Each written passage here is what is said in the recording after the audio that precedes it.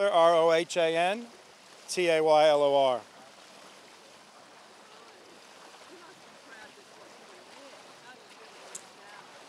Oh, look, it's a privilege for me to, be in the position that I'm in and work with, lead, and support these young people and the work that they do in the pool and out of the pool to strive towards getting that opportunity first. Then when they get it, to the way they go about their business and executing their preparations. And so I'm so looking forward to seeing, them on the blocks and competing and representing Australia. Rohan, you often talk about the stats about where you have to be in world rankings going into Olympics to have a chance. Last time we spoke to you was before US trials and before Europeans. Where do you see things sitting now after you can compare us against? I think we have a pretty comparable team where we were going into Tokyo as far as our rankings, where we sit. And I think when I talk about that, you have where medals usually come from around the top fives, top eights, and then after that it's very, very rare these days. So it's about getting as many athletes inside those rankings, and when you do, you can start working out. Our goal as a team is to convert our performance from trials into this meet, which means swim just as fast or swim faster. That's all they need to do. If they can do that and they're highly ranked, that's when things starting to happen for us. And when we have done that, we get really good outcomes. Can you talk to us about this pre-village camp? Why this pool? Why this new place? To be doing what you're doing here, an hour out of Paris, this amount of time? Yeah, well, we came earlier. We did 3 weeks in Cannes, which was really just to get over and to get over into Europe, acclimatize, adapt, and then let them get back to some good training. And then the shift to Chartres, which is, we've been here before. We were here before Commonwealth Games. We're familiar with the venue. Our Paralympic team's been here multiple times. Our open water team's been here. We're familiar with the surroundings, the hotel. We've got 2 50-meter pools, so the training space is very good. Now, the main things for us are training space, the accommodation, and the meals. And we've brought our own chef who was with us in Cannes and is working in the hotel as well. So we're dealing with the 3 main things that keep the athletes happy, keep the coaches happy, and actually just make sure that they can get their best preparation. And how would, just out of, scale of 1 to 10, is everything gone to plan so far? Well, the athletes are the ones who are telling the story, to be honest. My role, my team's role, the leadership team's role is to create the environment that allows them to get themselves ready for performance. And we listen, and you've heard the athletes here have already spoken. We give them every opportunity to share with us on a regular basis if there's things they need. We call it removing barriers, and so far I'm very happy with where it is. We've made this shift into this environment. We've now introduced the team, the legacy, the history of the team. We've got a lot of imagery around. We'll have an alumni come in on our gold cap presentation and speak to the team. And we'll spend a bit of time really reflecting on where we've come from, and that'll really build the momentum into the Olympic Village when we go there next Tuesday. It's a surprise. Sorry. It's a surprise. One of the things since we last spoke, the WADA report came out. Yes. It seemed to have as many questions unanswered as it did in there. Are you comfortable with what came out of there? WADA basically cleared themselves. Have you still got questions about everything that happened? Well, I've left that up to Swimming Australia executive in Rob Woodhouse and Greg Shaw, and just kept focused on this Paris preparation. So for me, that's what I've been focused on. Controlling expectations, there's so much expectation in this team.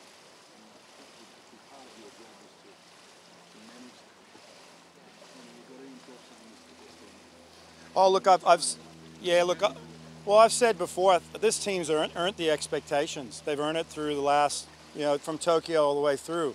These athletes train really, really, like they're exceptional trainers, committed, and they perform on the world stage. They've done that, and so they've earned the expectations, I believe, and I think they thrive on that.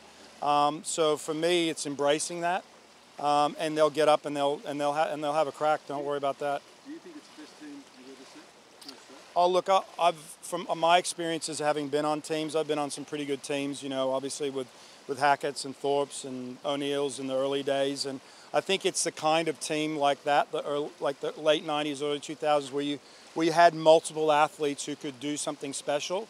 So I definitely think, you know, comparing era to era is one thing, but what we do have is we have a lot of strike power, and it's exciting. So. Is it important to control the narrative and sort of remove the swimmers from an open day today with that interview here with the odd swimmer? Is that part of it, trying to keep a lid on it? I'm not sure that was really. It was just to provide an opportunity for you to speak to the athletes. That, you know, I think there'll be some select athletes. When we have open days, I think I'm just trying to remember when we made the decision. I think we just picked the day and said this is when we're coming in and picked the time. So I didn't personally have a thought about keeping everybody away from the athletes training.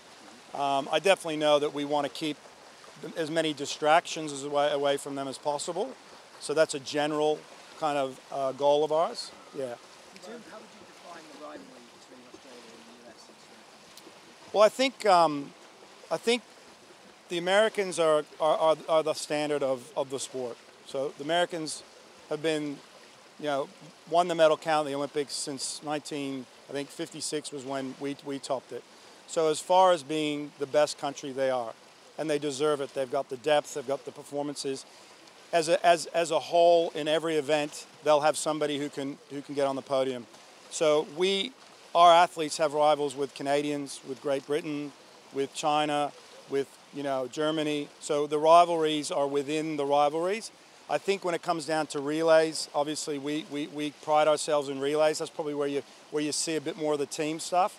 But the respect for the US is huge. We want to be as good as them. And so the rivalry probably is more about the respect and the fact that we see ourselves as striving to be that good and be that consistently good. Record ball in Tokyo, how do you do it? How do you go better than that? Oh, geez, the guys got to swim fast.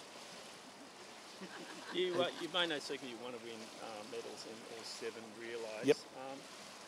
What's the selection process going to be? Will it be left up to an individual coach, or will you have a panel that's going to select the lineups? And I guess where I'm going with this is, what changes have you done since Tokyo to make sure there's no mistakes with the selection? You get the 4 fastest swimmers in the final. The process for us is quite simple. There's a coach that'll be the lead of the relay, and they'll basically, and they have been doing a lot of the legwork around what the scenarios look like, and what we need to consider are the loads of athletes. So the first aim is to get the best heat team, to get that team to qualify into the final.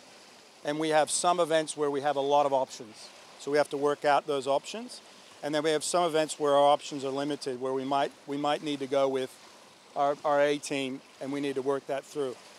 So the first thing is establishing that's the case. Come up with your best heat team. We then meet, and we've met multiple times now with the relay coaches, and the panel. There's the 4 of us who meet with the relay coach, and we discuss the meet in itself. So, for instance, our medley relay. Just to give you an example, our mixed medley relay is one of those ones where you can't pick it now. You just can't, because we don't know who's going to be doing what, when, and where. But we do know on the day of the mixed medley heat that some of our big hitters who may be considered are going to be swimming. So we've got to look at alternatives. So as we work through the meet, we'll build strategies and meet with those relay coaches. I presented to the full coaching staff last night where we're at with that. And then that will go to the team, which is we're going to have our relay heat team finalized by this day. We'll know who it is, and we'll announce it then. And the discussions between now and that day will be based around what's happening in the meet, performance-wise, injury, illness, a number of factors. So ultimately, at the end of the day, the relay coach will lead the conversation. We'll provide them the data and the information. We'll then challenge the decision, but I am the final sign-off. So I will sign off the relay. So if a relay coach says to me, this is what I want to go with, I say I agree, then I'm the one that's signed off on the relay. So ultimately, that's my role. But there's a process, a very, very thorough process we go through. Rohan, can you shed some light onto Sam Shaw, how he's bounced back after trials? You obviously know he was a bit crook there, and what sort of been throwing down at training that could give hope that he's thereabouts? Yeah, look, Sam in the last, since probably the second week at Can when I think they adapted, really started showing some signs of his ability to change speeds, which was one of the things that they were working on. And then since then, the quality sessions, usually there's a couple quality sessions where I've seen those in training prior to trials. He's back up at his best in training. His technique looks great, and he's got that change of speed, which was something that I think the illness took away from him a little bit, which he struggled with. But in a short answer, I see him training consistently well. In terms of Malaysia and the MK, the amount of variables that shins likely to face, even whether or not the event can go ahead where they want it to go ahead, how can you tell an athlete to help approach that situation, whether it's the... Works primarily with the open water coaches, and I know they have multiple strategies in place to adapt to whatever the conditions are, and they'll be working on that right now. And that's a very tight team, that open water team. And a couple of the coaches on that team have been, obviously a bronze medalist at the last Olympics, and then Kate Sparks, who coaches Chelsea Gubecka.